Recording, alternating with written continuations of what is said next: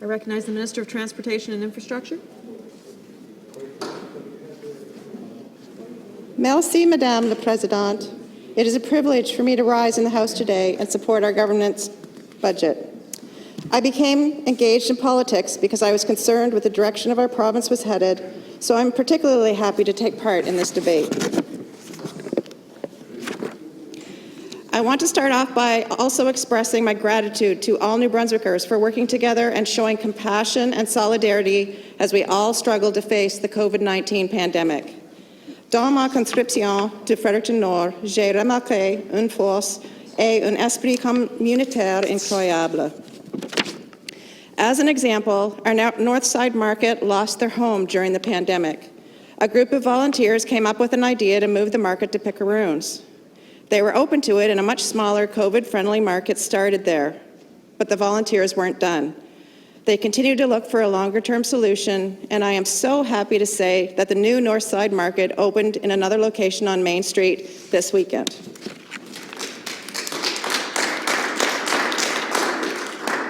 St. Mary's First Nation is located in my riding, and they are one of the largest employers in Fredericton North. They have worked hard to support each other during this pandemic. I was honored to attend the Remembrance Day ceremony in the fall and enjoyed a lovely lunch provided by the community in their beautiful new community center. There was no question how strong of a community they were. We have people in Fredericton North, like my friend Keith Lyon, who was recently recognized nationally as one of just 5 faces of mental health. In his spare time, he writes children's books about mental health and donates the proceeds to help others. Or Janet White, an accountant who lost her job due to COVID, only to open her own small business, which now thrives. We have had other businesses open during COVID as well, including Halimac Axe Throwing, J. Asian's Kitchen, Giselle's Pizzeria, and the Crown Beauty Bar, just to name a few. Other businesses continue to operate and support our economy. Northsiders are known for their resilience and have adapted to how the world is right now. But look out post-COVID. No question they will come back stronger. Ce sont des gens comme eux qui m'inspirent. They inspire me on a daily basis to do the best I can to make New Brunswick an even better place to live. I want to take this opportunity to thank my family for their support as I work very long hours to ensure New Brunswickers have access to a safe transportation network and reliable infrastructure. I wouldn't be where I am today without their love and encouragement. Je veux également remercier les gens de Fredericton Nord qui ont voté pour moi afin que je représente leurs intérêts dans cette chambre. Madam Speaker, none of us are here because of our own work. I would like to extend a thank you to my campaign team for their support last fall. My campaign manager, Kent Fox, official agent Ken Reimer, our riding president, Andrew Keyser, and the extra handsome and handy sign guy, my husband, Derek. I am still in awe of the support I received from dozens of other volunteers that rallied around to support me. I am forever grateful to the people of Fredericton North for entrusting me to be their voice in this House. It is a responsibility I will never take lightly or for granted. Madam Speaker, politics can also spark love. Francois Robichaud, one of my volunteers, brought a sweet young lady on a first date to my campaign headquarters. She had no idea what she was getting into, but she pitched in happily and worked with us throughout the campaign. Frank and Michelle are now engaged to be married. Not sure a campaign headquarters is the best place for a first date, but it did work in this case. I had the joy of running into Ed Bailey and his lovely wife Norma many times through the summer and fall at the West Hills Golf Course. He and Norma, both 90, would go out several times a week and play 9 holes. I so hope that I have their love of life and strong marriage when I'm 90 years old. Madam Speaker, these people are the reason why I'm here. They are why I'm passionate about the future of our province. Je suis très fière de faire partie d'un gouvernement qui a pris des mesures concrètes pour limiter l'impact de la pandémie sur notre population and notre economy. I believe that this budget is exactly what New Brunswick needs, a fair balance between supporting a strong, resilient recovery and staying focused on our priorities. Everyone here recognizes that it will take us time to get back to pre-COVID levels of economic activity. But we have a solid plan to help us face the challenges imposed by the pandemic in a fiscally responsible way. We are committed to providing the necessary support needed by our communities. And actually, Madam Speaker, I can tell you firsthand that staff at the Department of Transportation and Infrastructure are the perfect example of government staff who are working around the clock to support their communities. They are dedicated to offering safe and reliable infrastructure to all New Brunswickers. I see it every day. The thoughtfulness and care that they apply to their work is a tribute to their professionalism. Madam Speaker, my department is the keeper of some of the most important projects that the government has. When someone has a dream, we are the ones who make it a reality. However, there's more to our work than just concrete, steel, and asphalt. Staff at the department are passionate about doing things differently, building lasting infrastructure, and leading the province in the use of green technology. DTI contributes to our government's goal of having an energized private sector. With all the infrastructure work carried out in the province, yes, by staff, but also by private contractors, we help create jobs and grow the economy. We have taken a giant step to help our businesses by introducing last fall the New Brunswick First Procurement Strategy and Action Plan. This strategy recognizes that public procurement can play an important role in economic development by creating more opportunities for growth in New Brunswick for New Brunswick suppliers. It supports strategic supplier development, increases the use of best value and innovative procurement approaches, and maximizes the success of New Brunswick suppliers in obtaining government contracts. Voilà comment notre gouvernement change les choses. As a businesswoman myself, I know the importance of having a thriving private sector in our province. While the pandemic has impacted our economy, we are doing better than many provinces. That is particularly true of our partners in the construction industry, who are able to adapt their activities early on to protect the health and safety of their workers so that essential infrastructure projects could move ahead on schedule.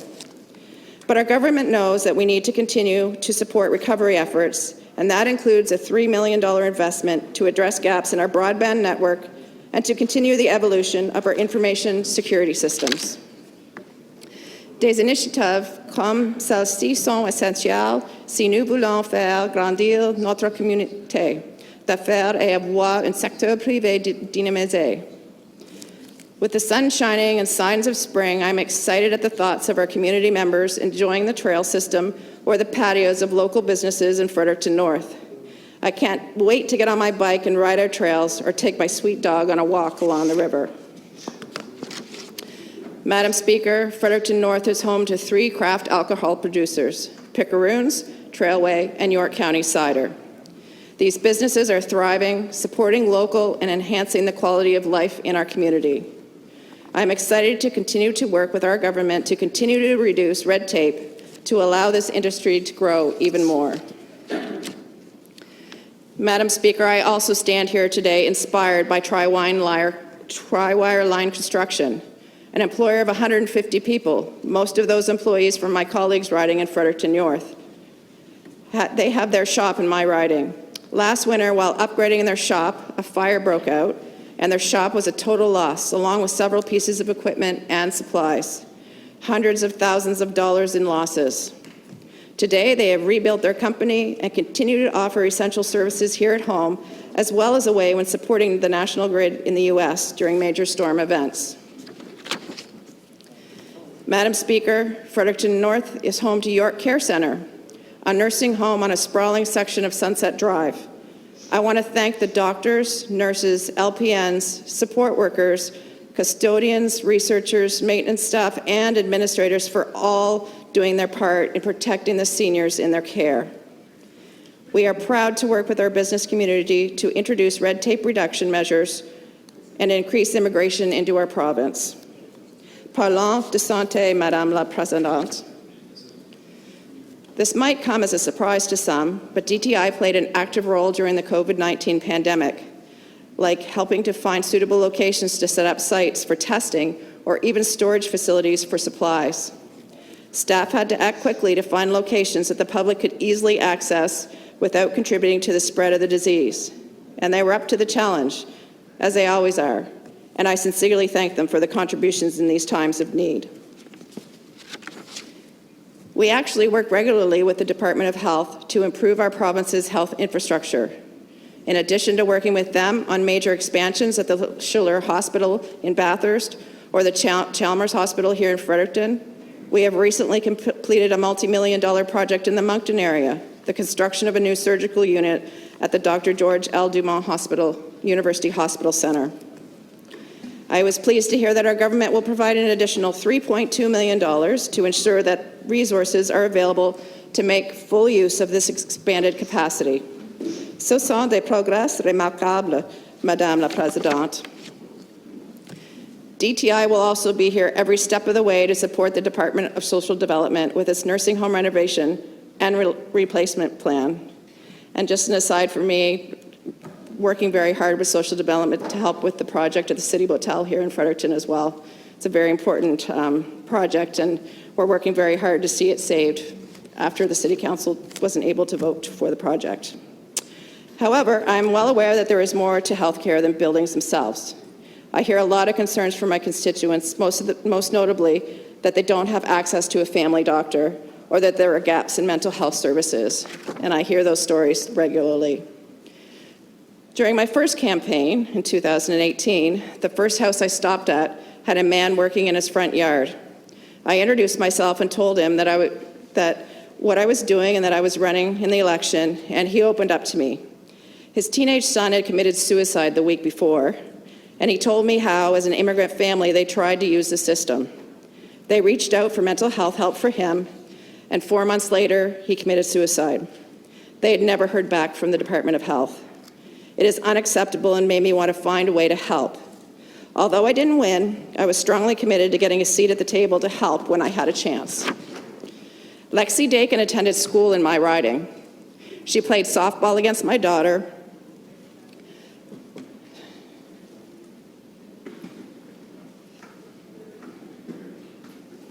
Drink.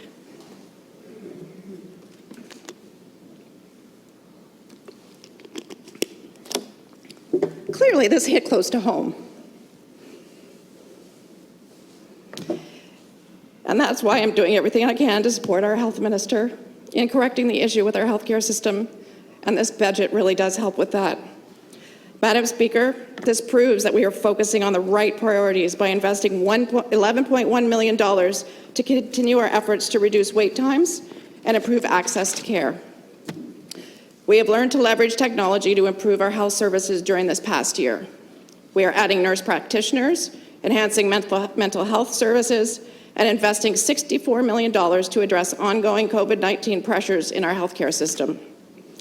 As a member of the board of the Economic and Social Inclusion Corporation, I see the benefits of investing an additional $1.1 million to increase social assistance rates under the Transitional Assistance Program, Single Employable and Extended Benefit Program. I am also very proud that we will be providing $12.4 million to increase wages for home support workers, community residence workers, special care home worker, and family support workers who are all providing important services in our communities. Madame la Présidente, nous travaillons aussi étroitement avec le ministère de l'Éducation et du Développement et la Petite Enfance. We are there to assist them with renovations, green retrofits, or building new schools. Creating a stimulating environment for our young ones to learn and develop is something we do with great enthusiasm. Right now, I can only imagine how hard it is for our students and teachers to be away from these buildings. Our schools are often the heart of our communities. I have a lot of empathy for the students, teachers, and staff who have been so resilient this past year. It breaks my heart to see grads with no proms, teachers feeling overwhelmed, and children who struggle with not being in class or able to play sports as usual. The education sector has been through so much. My daughter and her friends are graduating from Leo Hayes High School this year. They know they likely won't have a normal graduation experience.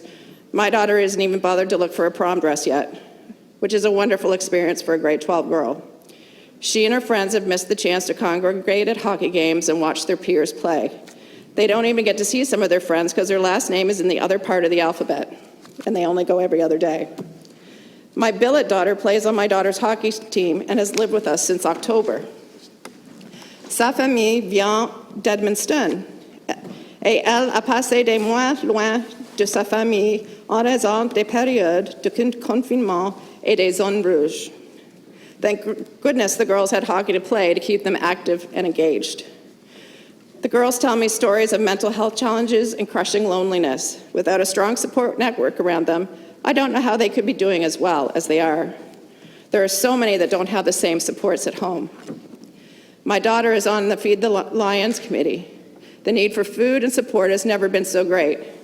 We ask so much of these young people, and you know what? They are doing it. But we can't forget them as we work towards recovery. Leur vie ne sera jamais comme avant, même après le rétablissement. It is easy to dwell on the negative, but I have learned throughout my life that negativity doesn't solve problems. Our youth today are tackling a world like we have never seen, with fierceness and determination to take control of their futures. Not even a pandemic can hold back the minds of our most precious resource, our youth. That is why it's important that we help our schools be better equipped with technology for learning. Providing $1 million in support of the laptop subsidy program will help students access technology in the coming year. We are also investing to ensure there are technicians to support them through this new journey. My hope is that these children will not only be successful in adapting to this new way of learning, but they will also thrive in the future because this pandemic will have taught them to use their imagination and creativity to overcome challenges. Madam Speaker, they are the reason we are working so hard to build vibrant and sustainable communities in our province. We are doing this for our children. They are also at the front of our minds when we invest in clean energy or the environment, and when we increase our efforts to protect and conserve lands. I was proud to hear that we have reduced our carbon emissions by 34% since 2005, and that we're on track to meet our share of the national target by 2030. Je crois que cela nous donne l'espoir pour l'avenir. Because of the COVID-19, because of this unique situation, this budget was crucial. As my colleague, the Honourable Minister of Finance mentioned earlier, this is the public health challenge of our generation. It was important to take action in this budget, but it was also important to be strategic. Throwing money at a problem doesn't necessarily make it go away. We will be living with the effects of the pandemic for years to come, financially, socially, emotionally, which is why we are being so prudent with taxpayers' dollars. We are focusing on the greatest needs and on maintaining the infrastructure and services we have so that we can build a lasting recovery that will lead to a stronger New Brunswick. I really look forward to standing again in this House next month to present more details on the exciting projects that DTI will be leading. We have great things coming for New Brunswickers. We are investing massively in the maintenance and improvements of our highways, roads, and bridges. We are investing in our buildings, our vehicle fleet, and in many other great initiatives. Madam Speaker, I think these investments show that we are striking a balance between supporting recovery and maintaining fiscal discipline, while ensuring we are taking good care of our existing assets. On that note, Madam Speaker, I want to thank you for this opportunity to support our government's budget and take part in this important debate. I'm definitely ready to do my part to reinvent New Brunswick. Let's do this together. Merci, Madame la Présidente.